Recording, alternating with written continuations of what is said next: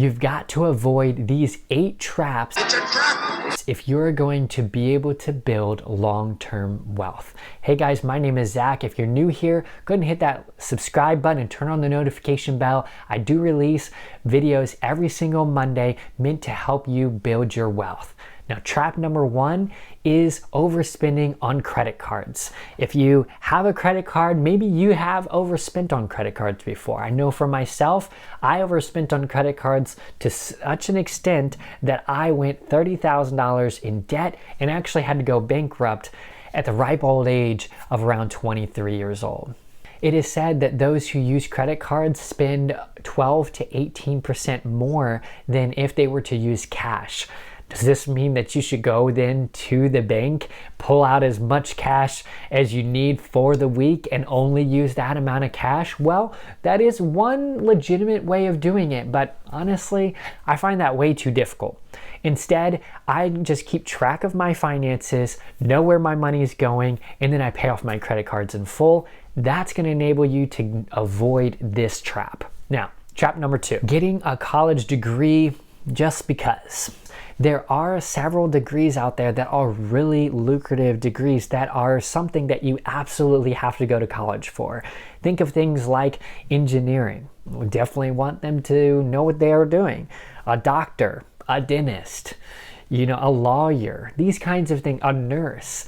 These are the kinds of things that they absolutely have to get a degree. They have to understand what they're doing very well in order to be able to do this work. And it's a very lucrative career as you're able to get a job fairly easily in those kinds of careers. So it's something that if you are going after those things, go for it. But if you find yourself just going for a general degree and you're really not sure what you're going to do, this could be a recipe for disaster, and you could find yourself with thousands upon thousands and thousands of dollars in debt and not having any sort of prospects of what kind of job you're actually going to be able to do that is going to enable you to pay back those loans. For myself, I didn't take classes until I had the money set aside to be able to pay for those. And that's something that you would be able to do as well, just paying your way through your classes as you go along.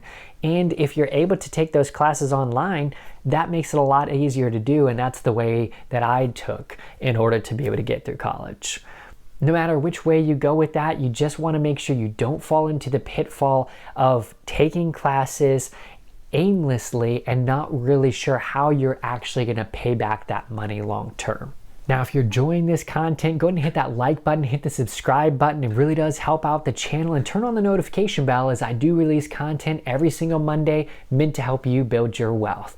Now, trap number 3 is buying a car on a loan. Now, this is something that can be very dangerous because you can find yourself buying a car that is well outside your price range. If you don't have to pay the full amount up front, which you don't when you have a car loan, then it's something that is going to enable you to say, oh, I can afford $300, $400, $600 payments every single month, so I'm going to purchase this $30,000 vehicle. For instance, if you were to go to a car dealership today and you were to buy a car for $30,000 and you were to put down $5,000, now you have $25,000 left that you are going to put on the loan. And they were to give you a car loan for 6.9% for 4 years.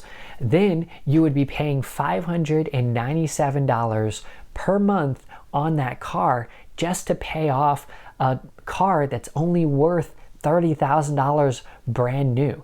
But as soon as you take that car off the lot, it's going to be worth a lot less than it was initially. And it's also something that it's just a car.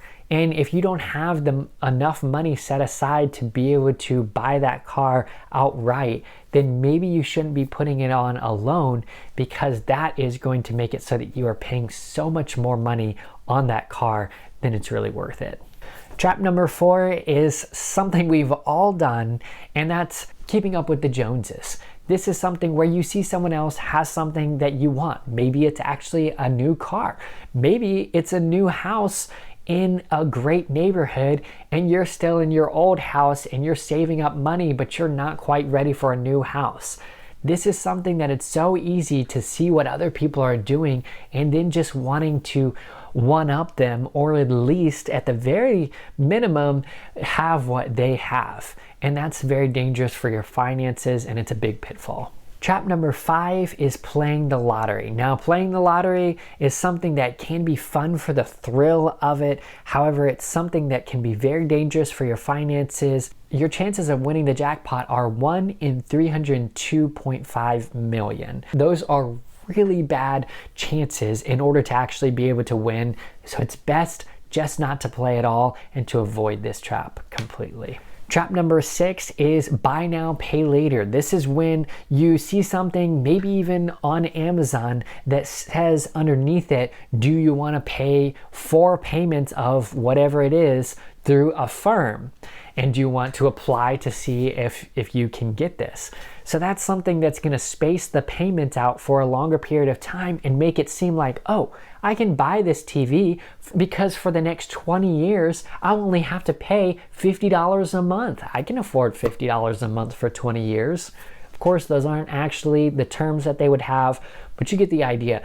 It would be something that you are paying on for potentially quite some time, but it's oftentimes something that people regret. It's something that said 55% of people regret making choices with buy now, pay later programs. And that's because of the psychology behind it. When you tell me I can buy something, but it only costs me $5, well, of course I'm gonna buy it because that's something I want. But the problem is that $5 I have to pay for a very long period of time.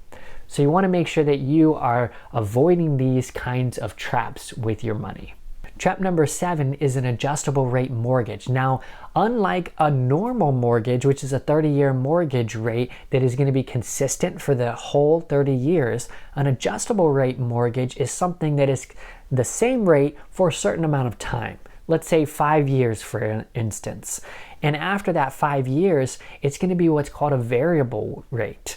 And that rate can change monthly or even yearly. So if you're able to get that adjustable rate mortgage at, let's say, 4.5%, then in 5 years, when that is up, it's actually something that if the mortgage rates at that time are 10%, it could potentially be 10%, or it could even potentially be more than that. And that's where the danger of an adjustable rate mortgage comes in. And you just want to avoid these and make sure that you are using 30-year mortgages in order to be able to pay for those new homes that you're purchasing. Trap number 8 is buying a home outside of your budget. It is said that you should not pay more than 28% of your monthly take-home pay on your mortgage payment. So, for instance, for easy math, if you were to have $2,000 was your take-home pay, and your mortgage payment was $1,000, then that is actually 50% of your take-home pay is being spent on your mortgage payment. And that's something that can be very dangerous because then you only have $1,000 to work with in order to pay for everything else that you have to pay for. And so it is best to be able to keep that amount down as much as possible, but it's preferred to be around 28% to the lower 30% in order to be in a good range that if anything were to happen, that you would have money that you could have set aside because you have the extra money and you are not spending all of that money on your mortgage payment alone. And so make sure not to make that mistake. As you are avoiding these pitfalls, you want to make sure that you are doing these 3 very important things.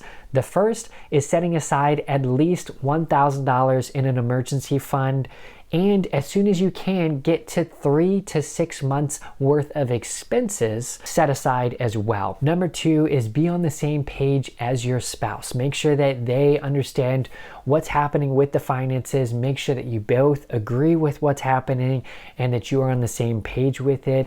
And don't wait to invest. The sooner that you're able to invest, the sooner Compound interest is able to help you in order to make your wealth grow. Compound interest is just something that as you are gaining more money on the amount of money that you have invested, it will just become more and more. It's like a snowball effect, because as you push that snowball down the hill, it's going to gather up more and more snow, and it's going to become a lot bigger. That's what compound interest will do for your finances. Now, if you found value out of this, I know you're also going to really love this video over here. Thank you so much for watching, and I'll see you next time.